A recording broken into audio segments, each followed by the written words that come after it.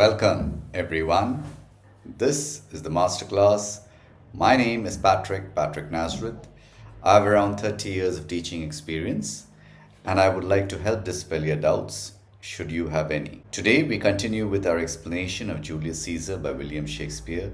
Specifically, we are going to look at Act 4, Scene 1. It is after the assassination, Rome has descended into civil war following Antony's funeral speech. Brutus and Cassius, they have fled the city and they are busy raising armies in the east. Antony, Octavius, and Lepidus have seized control of Rome. A second triumvirate has been formed, three rulers who dream of sharing the Roman world. Mark Antony, Caesar's loyal general, he is the mastermind of the counter-revolution. Octavius Caesar, Caesar's great nephew and legal heir, young, cold, but calculating. Lepidus, an experienced general, used by Antony as a tool, the weakest of all the three. Looking at it in a historical context, the triumvirs did meet on an island near Bologna in 43 BC. They did draw up a proscription list, Romans who were condemned to death or exile. Antony's own uncle were among those condemned. The scene exposes the cold political reality behind the rhetoric.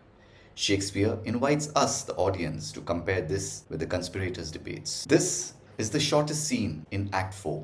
It has fewer than 50 lines, but Shakespeare uses the scene to strip Antony's nobility bare. What are the main events? The three triumvirs sit with a list of names, men condemned to die. Antony, Octavius, and Lepidus methodically mark men for execution. Lepidus agrees to the death of his own brother.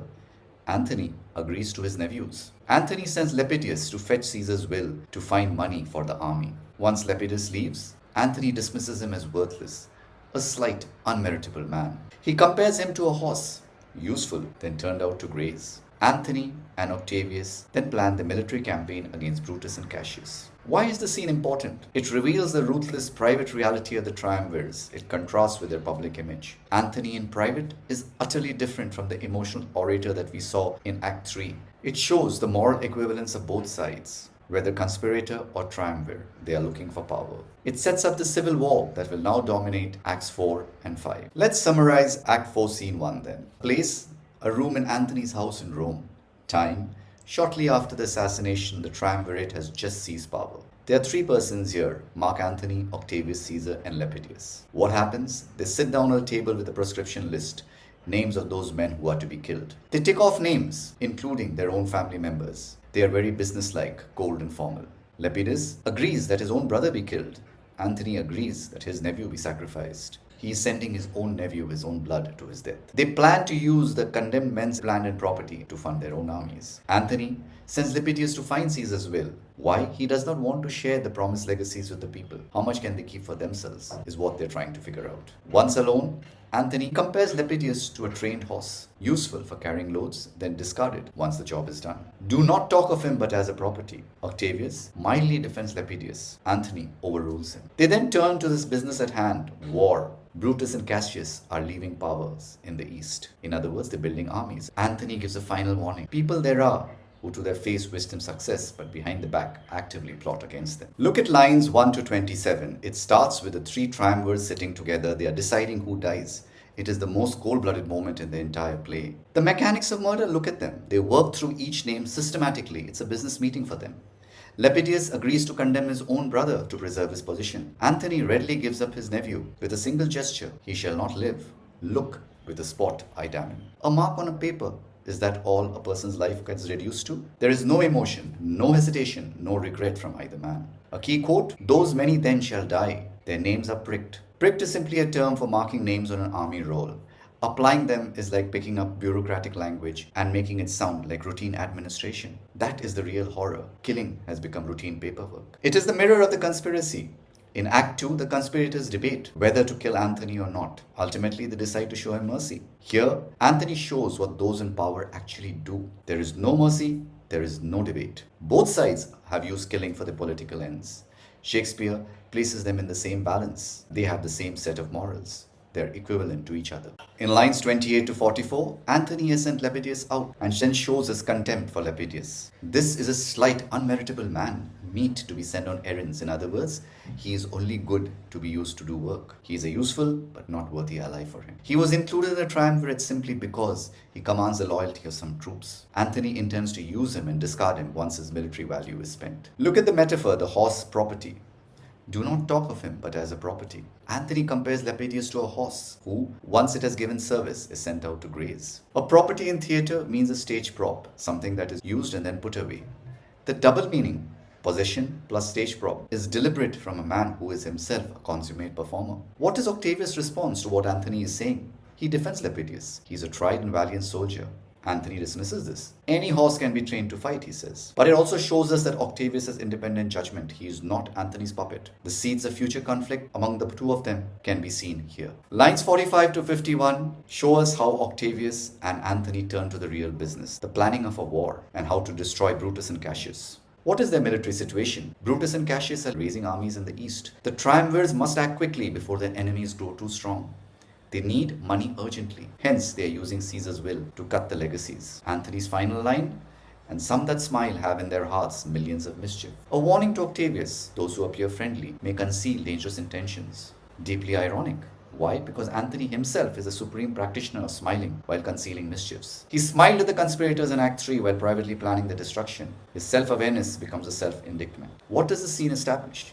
The moral equivalence of conspirators and triumvirs. Both use murders for their own political ends. Anthony is a cynical political operator. He is not the noble avenger that he is made out to be in Act 3. A three-way alliance is already fracturing from inside itself, and the civil war is an inevitable consequence of Caesar's assassination. Who are the characters in the scene then? Firstly, of course, Mark Antony. Act 4, Scene 1 strips Anthony of his Act 3 glamour. The grieving friend, the brilliant orator, is replaced by something colder and more dangerous. His personality traits, he's utterly ruthless. He condemns his own nephew without any hesitation. He's manipulative. He uses Lepidus as a tool while appearing to treat him as an equal. He's contemptuous of weakness. Lepidus is a man whom Anthony considers inferior. He's strategic. He's already planning how to discard Lepidus once the war is over. Self-aware, warns Octavius that those who smile could be planning against them, which is exactly what he does himself. Key quote, "This is a slight unmeritable man, meet to be sent on errands." What is the significance of this scene? Anthony is not Caesar's avenger. He is Caesar's political heir with the same ruthlessness. The audience's sympathy from Act 3 is deliberately complicated here. Shakespeare shows that winning power and using it justly are two entirely different things. Octavius Caesar, a quiet man. He's young and apparently deferential to Anthony, but cannot be fully controlled. Defends Lepidus, which shows his independent judgment. He does not openly challenge Anthony, but quietly plants seeds of disagreement. Anthony dismisses him, tries to assert his seniority. Historically, Octavius and Anthony will fight each other, and Octavius will go on to defeat and kill Anthony and become the first emperor of Rome, Augustus. Shakespeare hints at this. Octavius is not as manageable as Anthony thinks he is. Lepidus, he agrees to condemn his own brother just to preserve his place in the triumvirate. He is sent away on an errand while the real power brokers talk behind his back. He does not understand that he is being discussed with real contempt the minute he leaves. He represents those who collaborate with power, hoping to share in it, and who are discarded. Key quote, when Anthony talks about Lepidus, do not talk of him, but as property. This is the triumvirate's instability. 3 men who are supposed to be sharing power. 2 have contempt for the third. All have tensions with each other. An alliance that is built on murder and convenience will not last. What are the literary devices that are used by Shakespeare here? Dramatic irony. Audience knows that Anthony condemned his nephew. All claims of honor are undercut. There's an extended metaphor here. Lepidus as a horse, a beast of burden. Barren-spirited, carries a load and then set out to graze. Reduces the triumvirate to that of a dumb animal. Contrast. Anthony, the emotional grieving orator in Act 3 versus Anthony, the cold political manipulator, Act 4, Scene 1. Same man, an entirely different facet of his character is revealed. Pun, double meaning. A property, both a thing owned and a theatrical prop, exposes Anthony's own theatrical nature. Irony, Anthony describes himself perfectly. Some that smile have in their hearts millions of mischiefs. Bureaucratic language, their names are pricked. Military term for a roll call applied to a death list. Horror in the casualness. Parallelism, Lepidus' brother is condemned. Anthony has his nephew condemned. Moral equivalence. Both men are willing to sacrifice their own family for power. Brevity as a device, the shortest scene in Act 4. Swift, businesslike, it mirrors the triumvir's attitude to human life. Symbolism, the prescription list, the reduction of human life to bureaucracy. Understatement, with a spot I damn him. A man's death decided with a gesture. The casualness is the horror. Foreshadowing, tensions between Anthony and Octavius, which shows their eventual conflict and Anthony's downfall. Soliloquy like aside, Antony's dismissal of Lepidus functions as a private revelation to the audience. What are the themes that Shakespeare tries to explore? Power and corruption. The triumvirs condemn their own family members without pause. Power does not elevate people, it reveals who they already are. Appearance versus reality. Antony presented himself as Caesar's devoted friend and Rome's protector in Act 3. This scene shows his private reality is entirely different. His grief was real, but the politics are ruthless. Manipulation and betrayal. Lepidus is manipulated by both Antony and Octavius and will be discarded. All political alliances here are temporary and exploitative. The moral equivalence of both sides. Conspirators kill Caesar for Rome. Triumvirs kill Romans for power. Neither side occupies moral high ground. Shakespeare refuses to let either side be seen by us as heroic. Loyalty and its limits. Antony condemns his own nephew. Loyalty is instantly secondary to political necessity. Every earlier declaration of loyalty in the play is retrospectively cheapened. The cycle of violence. Caesar's assassination led to civil war. The triumvir's proscriptions lead to further deaths. Violence can only generate more violence. People as instruments. Lepidus is valued only for his military usefulness. When that ends, he will be cast aside. Power treats human beings as tools. As usual, I have given you a vocabulary list. Please feel free to go through the scene that we have just covered. See if the words there you can understand. If you can't, an easier translation awaits you. Also, I have given you certain key passages. The speaker is identified, the context in which this passage is put is identified, and I have tried to make it understandable for you. What do examiners look for? With a spot, I damn him, the most powerful moment. Why is this casual gesture so shocking? It connects to power and dehumanization. The contrast with conspirators' agonized debate, frequently examined. Antony's hypocrisy. He warns of those who smile while hiding millions of mischiefs. He is this. Examiners love catching a character's irony in their own words. The Lepidus horse metaphor. Know it fully. A property. Barren-spirited. Sent on errands. It shows Antony reduces a person to a tool, connects to power and exploitation. Contrast with Act 3 Antony, the emotional grieving friend versus the cold political operator. Same man, but with a different face. This contrast is frequently set as an extract question, maybe an essay one. The moral equivalence. Triumvirs condemning family members. Conspirators debating whom to kill. Shakespeare shows both sides as morally compromised. Neither can be called heroic. Octavius, his defense of Lepidus shows independent judgment. Hints at his future conflict with Antony, not the naive youth that he appears. Always linked to themes. Power and corruption, condemning family. Appearance versus reality, Antony's private versus his public self. Moral equivalence, triumvirs as corrupt as conspirators. Manipulation, Lepidus as property. Irony, Antony warning Octavius about smiling faces. I have also prepared a list of questions for you.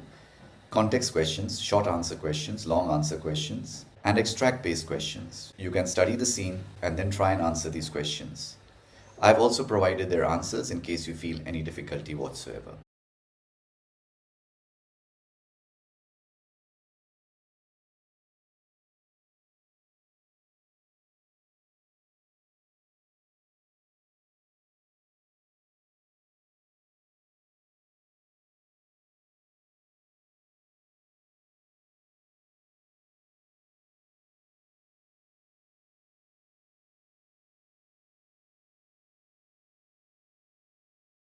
That's the lesson there for you then.